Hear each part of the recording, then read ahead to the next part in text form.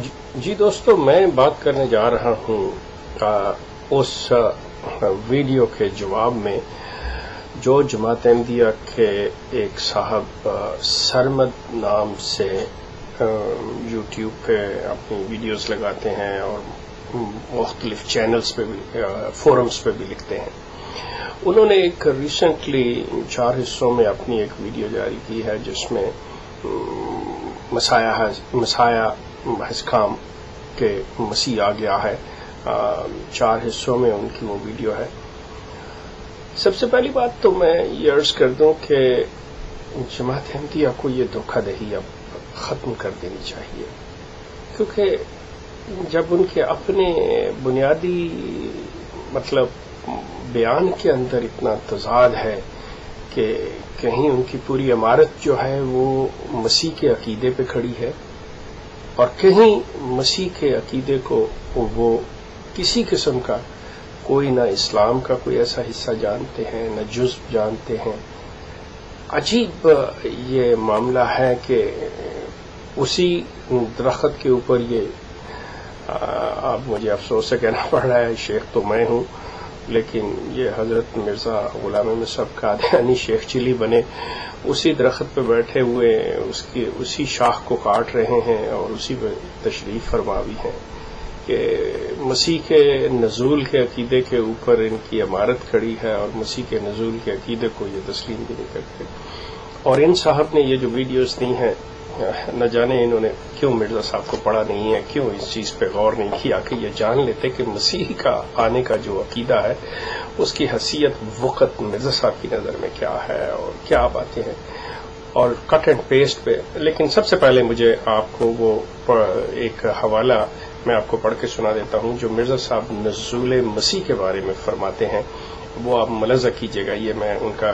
बता रहा हूँ। ये अज़ाला हाम जो रूहानी खजाइन की जिल्द नंबर 3 है, इसके सफ़ा नंबर 171 के ऊपर 171 पेज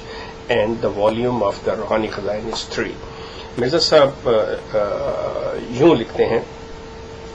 फरमाते हैं, अव्वल तो ये जानना चाहिए कि मसीह के नज़ूल का अकीदा कोई ऐसा अकीदा नहीं है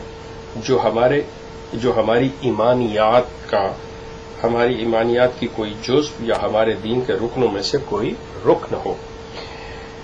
बल्कि सदा पेशगोइयों में से ये एक पेशगोई है जिसको हकीकत इस्लाम से कुछ भी ताल्लुक नहीं,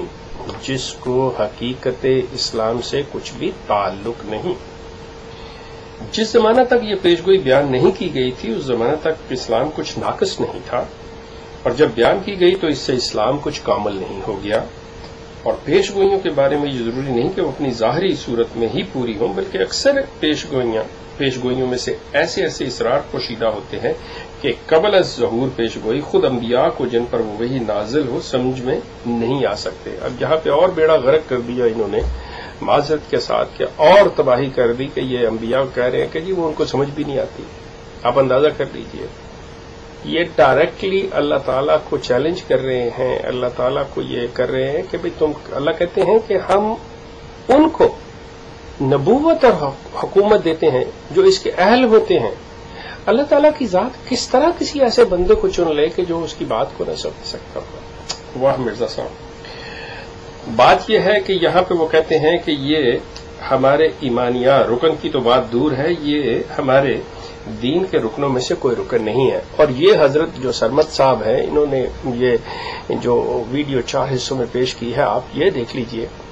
सबसे पहली बात कि इसे अहमदियत इज द ट्रू इस्लाम और लेके कौन आ रहा है, मिर्जा गुलाम अहमद कादियानी, और मिर्जा गुलाम अहमद कादियानी कौन है, वो मसीह हैं जो आ गया है, और मसीह के आने के बारे में जो खुद मसीह हैं वो क्या कह रहे हैं वो मैंने आपको पढ़ के सुना दिया। इन्होंने अपनी उन वीडियोस के अंदर को एक भी कुरान से कोई ऐसी बात, क्योंकि ये तसव्वुरी गैर कुरानी है, जाहिर है वो कहां से कुरान की कोई इसमें से शहादत देते या कुरान की कोई ऐसी बात करते। दूसरी बात है कि उन्हीं लोगों को ये कोसते भी हैं, उन पे कर्स भी डालते हैं, उनको बुरा भला भी कहते हैं, उनको मुआनद भी कहते हैं, उनको झूठा भी कहते हैं, उनको मुखालिफ भी कहते हैं, और उन्हीं की गवाही जो है वो कबूल भी करते हैं। اب مزے کی بات یہ ہے کہ اس کٹ اینڈ پیسٹ کے اندر یہ جو جماعت کا ایک رویہ ہے، جماعت کا ایک انتہائی مطلب یہ بددیانتی ہے جماعت کی اور اس کے افراد کی، یہ جو پیش کرنے والے یہ لوگ ہیں کہ دوسروں سے ڈیمانڈ کرتے ہیں کہ جی اس کا اگلا اور پچھلا حصہ بتائیں، اور خود یہ کام کرتے ہیں کہ اس کی صرف وہ بات وہ لے لیتے ہیں کہ نماز کے قریب مت جاؤ، یہ مت جاؤ لے لیتے ہیں اور اگلا پیچھا چھوڑ دیتے ہیں۔ بالکل وہی بات ہے کہ ڈاکٹر اسرار صاحب کی بات لے لی، جسٹس اقبال کی بات لے لی، ڈاکٹر شاہد مسعود صاحب کی بات لے لی، یہ باتیں کر لی، لیکن صرف اتنی سی بات کریں، اس سے اگلا پچھلا حصہ نہیں لے رہے کہ وہ کیا کہہ رہے ہیں۔ وہ مرزا صاحب کے کسی بات کے بارے میں، اور اگر مثال کے طور پہ، اور اگر کسی شریف آدمی نے، کسی مہذب انسان نے، کسی پڑھے لکھے انسان نے مرزا صاحب کی کسی بات کو سراہا ہے، کیونکہ مرزا صاحب نے آفٹر آل کوئی اچھی باتیں بھی کی ہیں، تو وہ صرف یہ بات کہ ان کے یہ کر لیتے ہیں کہ یہ جو سرٹیفکیٹ ہمیں مل گیا ہے۔ اب وہ نبی جو لوگوں سے سرٹیفکیٹ لے، جس کی نبوت کو ثابت کرنے کے لیے، جس کی نبوت کو، جس کے دعوے کو، جس کی تمام ان چیزوں کو ثابت کرنے کے لیے آپ محتاج ہوں انسانوں کے، آپ خود اندازہ کیجئے کہ وہ شخص کیا ہوگا، وہ نبوت کیا ہوگی، اس کے دعویٰ کیا ہوں گے، اس کی حیثیت کیا ہوگی۔ اب ان لوگوں کے نزدیک ڈاکٹر اسرار صاحب، اب ان لوگوں کے نزدیک طاہر القادری صاحب، اب ان لوگوں کے نزدیک وہ اہل تشیع کے ایک لیڈر جو ہیں ابو الحسینی صاحب اور جسٹس اقبال صاحب اور ایک اور پروفیسر صاحب، اگر ان کی شہادتیں یا ان کے بیانات یا ان کی ایسی کہی ہوئی باتیں ان کے نبی کے لیے ایک سند کی حیثیت رکھتی ہیں، تو آپ خود اندازہ کر لیجئے کہ مرزا غلام احمد صاحب قادیانی کی نبوت ہوگی کیا۔ آپ اس مرزا صاحب کی تحریر کو جو میں نے آپ کو حوالہ دیا ہے، اس کو ذہن میں رکھیں کہ جب وہ اس چیز کو مان رہے ہیں کہ یہ اس کے نزول کا عقیدہ اور یہ ہمارے ایمانیات کا کوئی جز بھی نہیں ہے، تو اس پہ بات کیا کرنی اور پھر اس کو ثابت کیا کرنا،